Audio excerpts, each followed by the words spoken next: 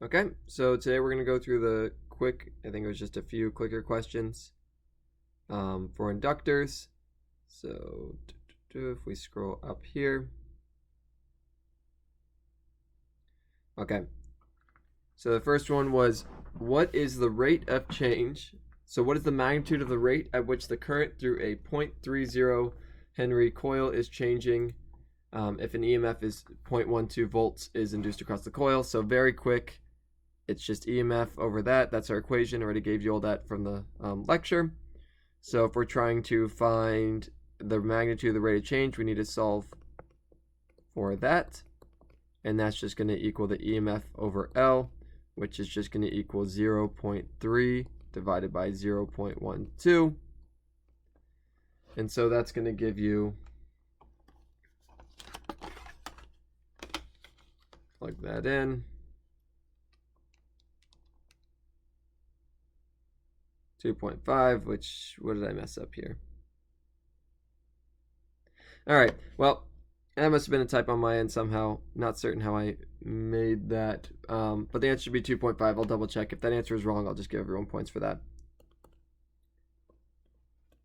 2.5 amperes per second.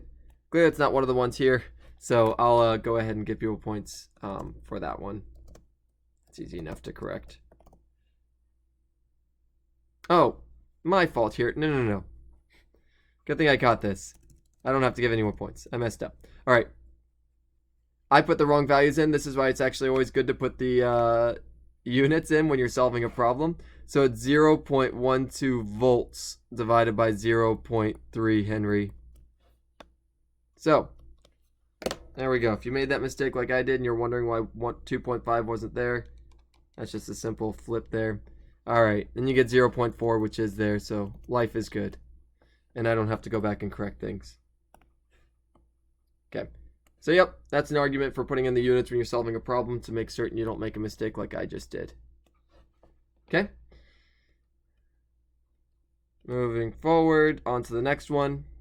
This is a solenoid that's 50 centimeters long, is wound with 500 turns of a wire.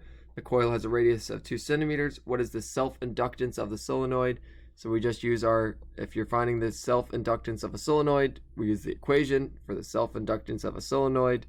So this is just a simple plug and chug kind of problem where the area I already put up there is pi r squared, so I'm not going to write that again.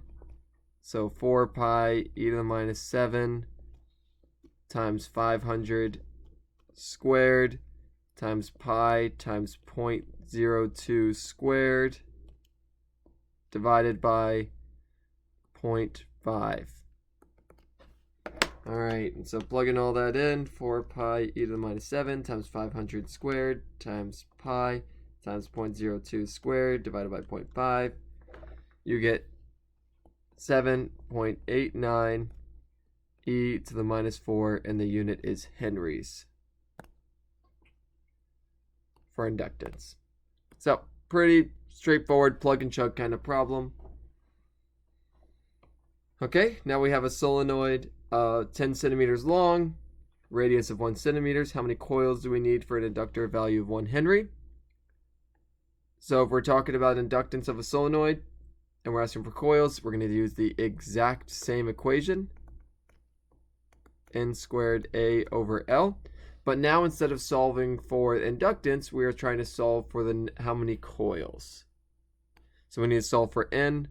So N is going to equal little l times big L divided by A times mu naught and square root of the whole thing. So multiply little l over, divide by mu naught, divide by area, square root. So that equals the square root of 0.10, that's the length, times 1 Henry. You know what, I'm going to put all these units in here times 1 Henry divided by pi times 0.01 meters squared times 4 pi e to the minus 7. All right, square root of 0.1 times 1 divided by pi times 0.01 squared times 4 pi e to the minus 7. And as I promised you all, you get a giant number, 15,915 turns. Which just goes to show that making a 1 Henry inductor requires a lot. Requires a lot of turns or a small surface area. So either a large surface area, large number of turns, or a short length. Very last question. The incident current of 0.2 amps is flowing through a coil of wire. The energy stored in its magnetic field is 6 times 10 to the 3. What is the self-inductance of the coil? So I already gave you the equation. This is the one. Just if it's energy stored in an inductor, this thing has a magnetic field flowing through it, current flowing through it. It's acting like an inductor. So we know the energy. U equals 6e to the 3 joules. We know the current equals 0.20 amps. So we just need to solve for L. So we get 2u over I squared equals 2 times 6e to the 3 divided by 0.2 squared. And so we just plug all that in. And we get, let me double check. Everything is good there. Yeah.